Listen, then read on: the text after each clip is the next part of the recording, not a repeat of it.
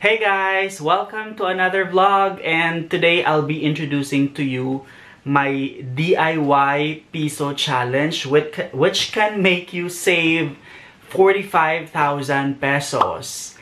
And actually the amount can still vary. It can be more than that depending on the denomination that you will be using in your Piso challenge. So if you're interested to save, then keep on watching.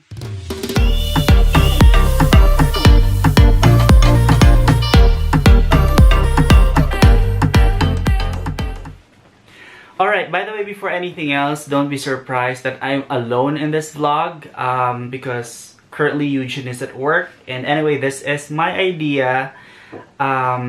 So that's why I'll be presenting this vlog to you guys. So, let's talk about savings first. Aminin na natin, diba? Ang hirap-hirap mag-save. For most of us, for sure sinasabi natin na by next year, magsisave tayo. By this month, or starting this month, magsisave tayo. But then, ang hirap, diba? Most especially kapag we are tempted to buy something or to... In our case, actually, we tend to spend our money in traveling and also in food. So, mahirap talagang mag-save. So, hopefully this saving technique will help you guys out in getting that amount of money that you want. So, anyway, just a disclaimer, this is actually not the first time that you will see this Piso challenge. As a matter of fact, if you will search it in Lazada or in Shopee or any online website, Shopee website bang tawag doon, online shopping website, ang daming nagbebenta ng Piso challenge. Parang alkansya siya actually. You will also see this on TV, you have seen this on YouTube for sure, but this time, it's DIY because nga, you will do it yourself, obviously, right? So, let's start. So, what are you gonna use, or what will you need in this challenge? Of course, you will use an alkansya or a piggy bank. Piggy bank man tawag doon. What if it's not piggy? Alkansya na lang. Okay. Sige. So, you can use any type of alkansya for this. You can use your whatever alkansya you have at home. Mapakawayan man yan, or baon ng niyog, or kahit mumurahing alkansya, that's totally fine. So this is the one good thing about this DIY Piso challenge, because any alkansya you can use. So in our case, we actually purchased this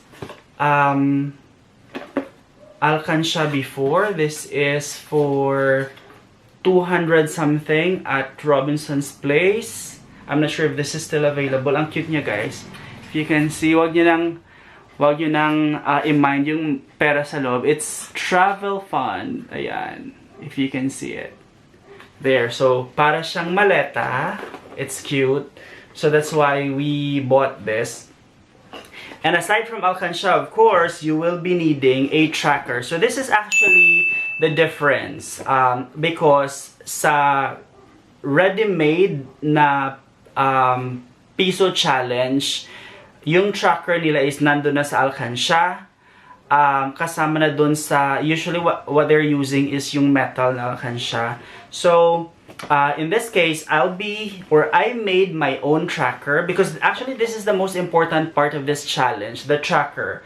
Because you will know kung ilan na yung nahulog nyo sa alkansya nyo, ilan pang dapat yung ihulog, at of course, dahil nga track yung hinuhulog nyo, so mafo-force talaga kayo na maghulog, kasi nga makikita nyo na ang dami pang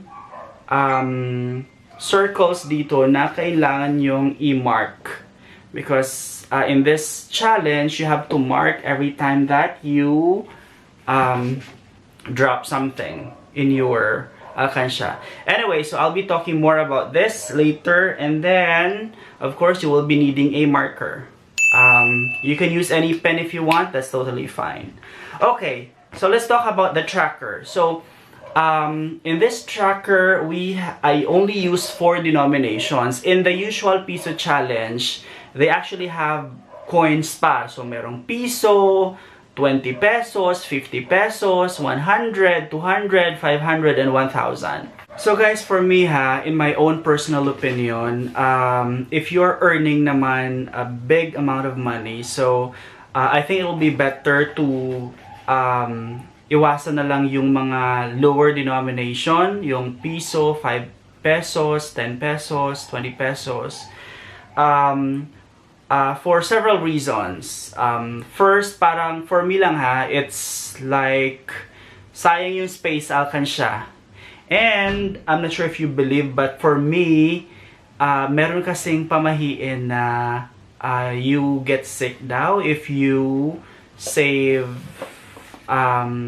like coins. I'm not sure, pero ako naniniwala ako doon kasi I had that experience before na nag-save ako ng coins tapos nagkasakit ako na kahit anong inom ko ng gamot, hindi siya gumagaling. So, I heard about that pamahiin, and then so anong tawag doon?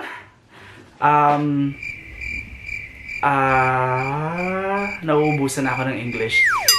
Ano sa Tagalog doon? Parang biniyak ko na lang yung alkansya, tapos ginastos ko na lang yung money, and for some reason gumaling ako. So I'm not sure if it's just a coincidence or what, pero for me naniniwala ako doon. So much better na lang siguro na you save yung paper bills para again space sa inyong alkansya, makakasave kayo, mas malaki ang masisave nyo. So yun. So let's talk about this tracker. So this tracker guys, actually Excel lang to, Microsoft Excel, and print ko lang siya in color, and then dapat yung tracker nyo is printed in a hard board para again it will last, para tumagal siya, because again you will be marking it. So eto siya guys. I'll do a focus. So in this, alright, so I hope you can see that. So in this case, I used 100. So for the 100 denomination, you can earn up to 6,000 because nga I have 4 columns there for 15 columns. Ayan. And then for the 200, 3 columns, that can give you 9,000 also. Yeah, I know, sorry. Yeah, 6,000 for the 100, 9,000 for the 200. 2 columns with 15 circles for the 500, so that will give you 15,000. And then for the 1,000, I used 1 column, sorry. Naku-confuse ako. So 1 column with 15 circles, so that will give you 15,000. So with that, it will give you 15, 15, 30, 45. Sorry, mahina ako sa math. So 15, 50, 30, 39, 45. Sorry, that's 45,000 pala guys, if you will be able to finish this challenge. Ayan. So if you want to use 50 pesos, 20 pesos, all you need to do is to add a different column for that. That's totally fine. So in this case, since dalawa kami nagsisave, so both sides, eto sa kanya, kay Eugene, eto sa akin. There, so we started this a few months ago, and so far, ayan pa lang ang aming naihulog. So there guys, so this is really a very interesting way of saving money. It will really make you Obviously, it's a challenge. So, talagang matcha-challenge ka na maghulog because, again, you have these circles to mark. So, there lang guys. So, I hope this video will help you save.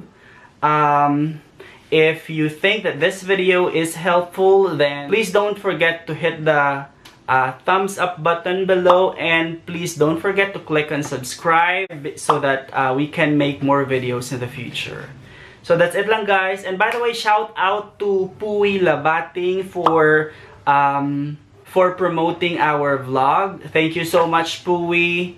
And please don't forget to put any comments below for any suggestions. We're reading all your comments, guys. Thank you so much and see you again on the next vlog. Bye!